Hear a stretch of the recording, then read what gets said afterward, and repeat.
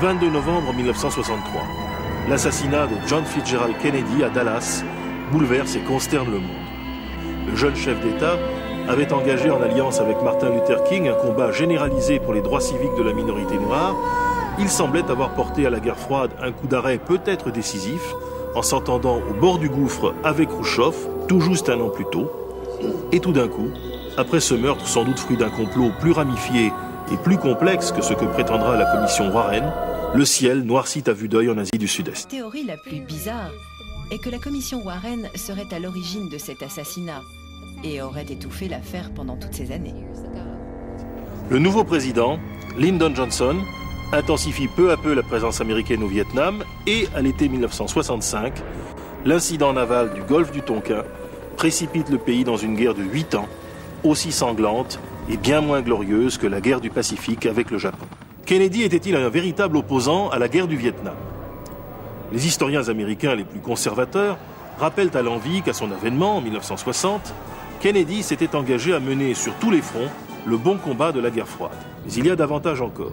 Kennedy, premier président catholique de l'histoire américaine, se sent aussi une responsabilité particulière vis-à-vis du chef du Sud-Vietnam anticommuniste, le premier président catholique de l'histoire vietnamienne, Ngo Dinh Diem. De deux choses l'une. Ou bien Lee Harvey Oswald, l'assassin présumé, a agi seul sous l'emprise de la démence, et la question est sans objet. Ou bien, si l'on pense qu'il a fait partie d'un complot ramifié, et que le mafieux Ruby... Jack Ruby fut chargé d'une mission, le tuer. Pourquoi Jack Ruby a-t-il tiré sur Oswald? Ce week-end-là, il a entendu des rumeurs comme quoi quelqu'un devrait tuer l'assassin de Kennedy. Là, c'est à cause de lui qu'il y a autant d'interrogations autour du meurtre de Kennedy.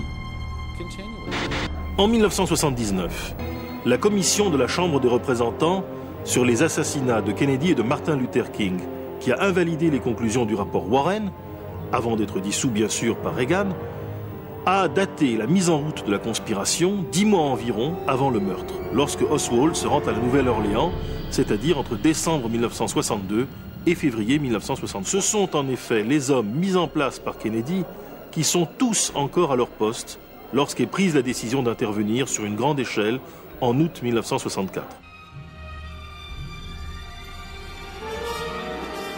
L'assassinat de JFK a généré une véritable industrie du complot, tout comme bon nombre de morts dans les années 60. Cette décennie tragique se conclut avec le meurtre du sénateur Robert Kennedy, le frère de JFK, alors qu'il était sur le point de gagner les élections présidentielles de 1968. Beaucoup pensaient qu'il était sur les traces de son frère et qu'il irait à la Maison-Blanche. Senator Kennedy has been shot. There's a hold of a man who apparently has fired the shot. Je ne pense pas que ce soit un hasard que Robert Kennedy fut tué le soir même où il gagna la voix de la Californie. Ceci l'aurait certainement conduit à affronter les républicains qui auraient dû faire face à un autre Kennedy pour la conquête de la Maison-Blanche. Des agents corrompus de la CIA peuvent également être liés à cela parce qu'ils s'opposaient à Robert et Jack Kennedy qui ont passé un accord avec Khrouchtchev et se sont opposés à aller à Cuba. De plus, Robert Kennedy était contre la guerre du Vietnam. Lors des différents assassinats, les enquêtes ne sont pas assez poussées dès lors que l'assassin se fait prendre sur le lieu du meurtre. Un immigrant palestinien fut arrêté sur les lieux avec un revolver calibre 22. Le 24 mai 1969, Sirhan Sirhan était condamné à la peine capitale. 3 ans plus tard, la Californie a aboli la peine de mort et il a donc été condamné à perpétuité. Sirhan a tiré 8 coups de feu ce soir-là. Selon la police, 7 balles ont été retrouvées dans les corps des victimes. La 8e balle s'était soi-disant perdue dans le plafond. Ainsi, si d'autres balles étaient retrouvées sur les lieux du crime, cela prouverait que 2 pistolets avaient bien tiré. Ils ont pris des photos des murs et du montant de la porte sur lequel il y avait 2 impacts de balles. En fait, un agent du FBI a dit qu'il avait vu 2 trous, mais que c'était des impacts de balles. Il a déclaré sous serment qu'il avait vu des balles dans ces trous. Alors, d'où viennent ces 2 impacts? L'autopsie du sénateur Kennedy a montré que la balle fatale est entrée par l'arrière de la tête. L'arme était donc placée derrière lui, presque à bout portant. Sirhan était placé devant. Des témoins l'y ont placé. Il était donc en face de Kennedy, qui a été tué par derrière, et l'arme était surélevée. Son revolver était à environ 90 cm de Robert Kennedy, selon les témoins. Or, selon les conclusions de l'autopsie, la distance entre l'arme et Kennedy ne dépassait pas les 7 cm. Il est même possible que le coup ait été tiré à bout portant. Personne n'a vu le pistolet pointé sur sa tête. Et il y avait entre 70 et 80 personnes dans cette salle. Une fois de plus, une interrogation concernant une preuve physique ne coïncide pas avec la théorie de l'arme unique. Au procès de Sirhan, ses avocats ont plaidé coupable, dans l'espoir de lui éviter la peine de mort. Où et comment il a appuyé sur la détente n'a même pas été vérifié. Après le procès, la police de Los Angeles, le LAPD, a classé l'affaire et est restée silencieuse sur le sujet, laissant germer l'idée d'une affaire étouffée. Le LAPD a brûlé 2410 photographies en rapport avec l'assassinat de RFK. Ils ont détruit les traces au plafond, alors qu'elles nous auraient aidés à étudier la trajectoire des balles.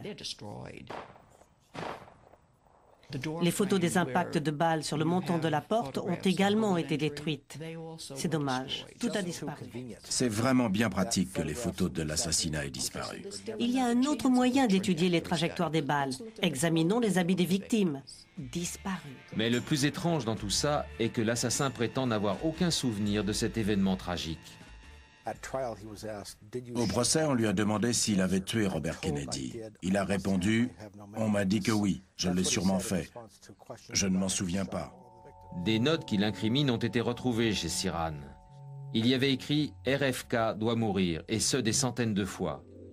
Les tests psychiatriques réalisés au cours du procès semblent offrir une explication. Le psychiatre Bernard Diamond a conclu que ces notes ont été écrites dans un état second, dans un état d'hypnose. Les théoriciens du complot poussent l'analyse encore plus loin. S'il a été hypnotisé pour écrire ces mots avant l'assassinat de Kennedy, il a pu être hypnotisé et programmé pour le tuer sans en avoir conscience.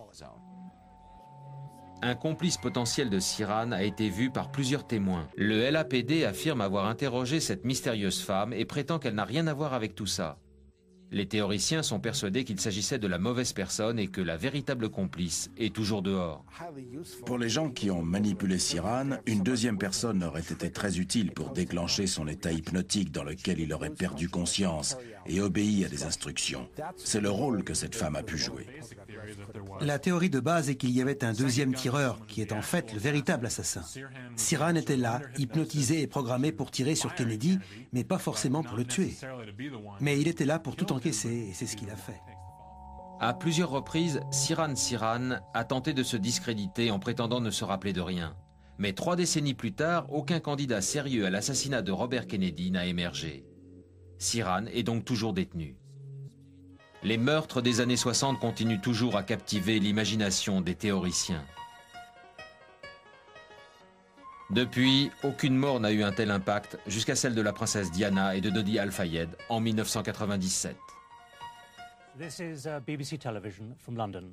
A short while ago, Buckingham Palace confirmed the death of Diana, Princess of Wales. Quelques minutes après sa mort, on a reçu des mails disant que les services secrets britanniques l'avaient tuée. Elle s'impliquait trop en Bosnie et dans les problèmes de mines antipersonnelles. Il fallait donc l'éliminer. Le tunnel était un ancien site de culte dédié à la déesse Diana. Et la voiture s'est encastrée dans le 13e pilier. Mais ce ne sont que des coïncidences. La Mercedes noire s'est encastrée dans le tunnel du pont de l'Alma à Paris, un lieu connu pour ses nombreux accidents. Ce qui s'est vraiment passé n'est pas très clair et laisse à penser que des forces occultes étaient impliquées dans cet événement. Selon les autorités, toutes les caméras de surveillance de cette route étaient éteintes cette nuit-là, même la caméra du tunnel de l'Alma. La caméra située à l'extérieur du Ritz, celle qui est au ministère de la Justice, l'était aussi, ou alors la cassette était finie. Vient ensuite le complot de la Fiat Uno. Les experts légistes ont déclaré que les marques de peinture sur la Mercedes correspondaient à une Uno blanche. Des témoins confirment qu'une voiture semblable est sortie du tunnel. Les théoriciens prétendent que la voiture faisait partie du complot pour faire sortir la Mercedes de la route. La Uno n'a jamais été retrouvée. En mai 2000, James Adamson, un photographe qui a suivi Diana pendant des années, a été retrouvé mort. L'enquête a conclu à un suicide. Il s'est avéré qu'Adamson possédait une Fiat Uno. Les accusations ont suivi.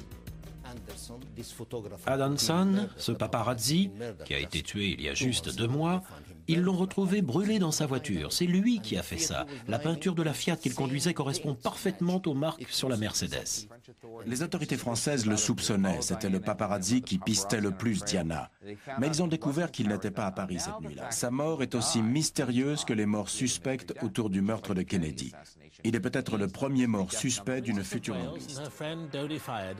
Died because their driver on that fateful night was under the influence of drink and lost control of the car on a difficult section of road.